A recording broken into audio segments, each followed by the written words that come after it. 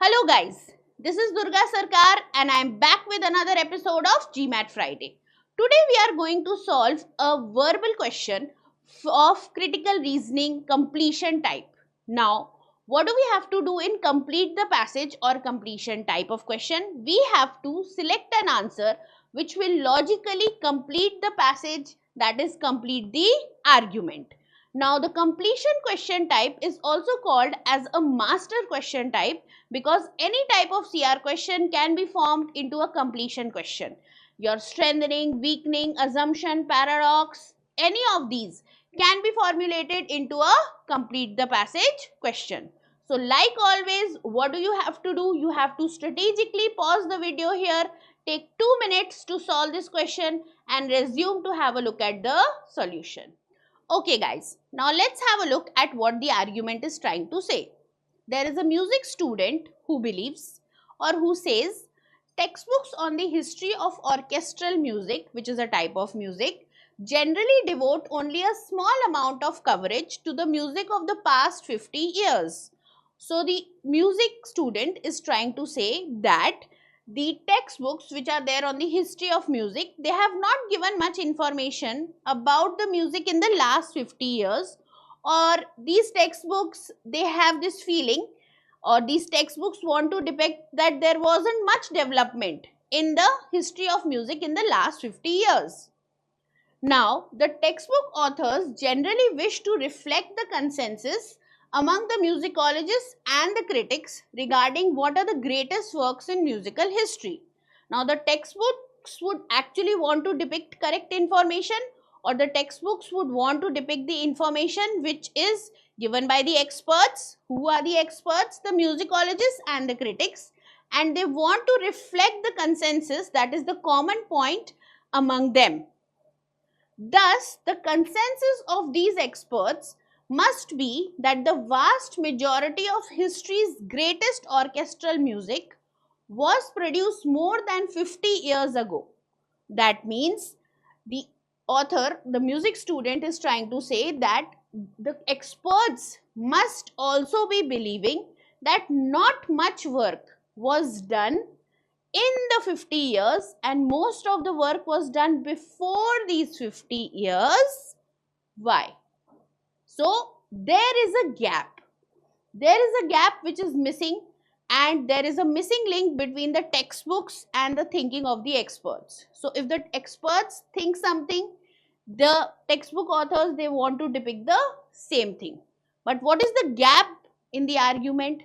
That is the assumption that we need to find here. So, this complete the passage question is actually an assumption question, and let's have a look at the options to find the correct choice.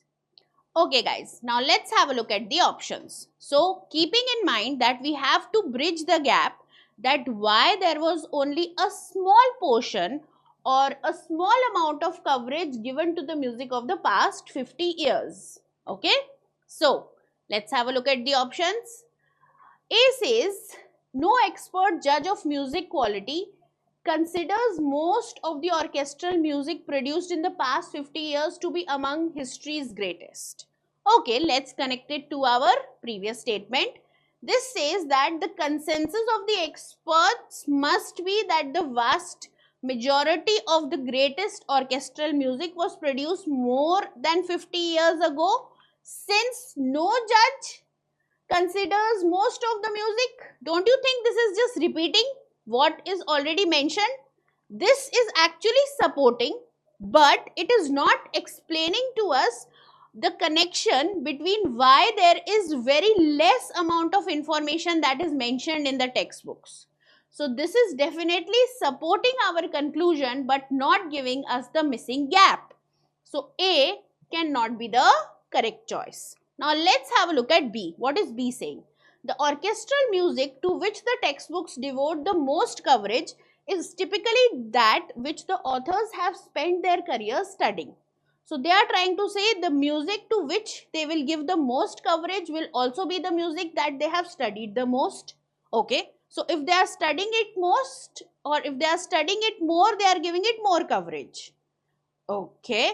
But that doesn't explain, or that actually kind of weakens the conclusion, wherein we are trying to figure out that why there is a small amount of coverage which is given to the music of the past 50 years, and this just says that okay, maybe they did not study the music of the past 50 years in detail, that is why they did not give it coverage. But that is not linking the coverage in the textbooks to the experts. So we can eliminate B. Let's have a look at C. What is C saying? Almost all the orchestral music covered in the textbooks is considered to be among history's greatest by experts who have spent their career studying music. Okay. So C is trying to tell us that all the music which is considered to be the greatest, okay, that is covered in the textbooks, and the experts have spent their careers studying this kind of music. So this is only reiterating what is already written in the argument, that the more great or the greater the music, the more coverage it will have in the books. Okay. But is it connecting us with the fact that why is there a small amount of coverage given to the music of the past 50 years? Was it not great enough? So, C looks lucrative, but let's have a look at the other options.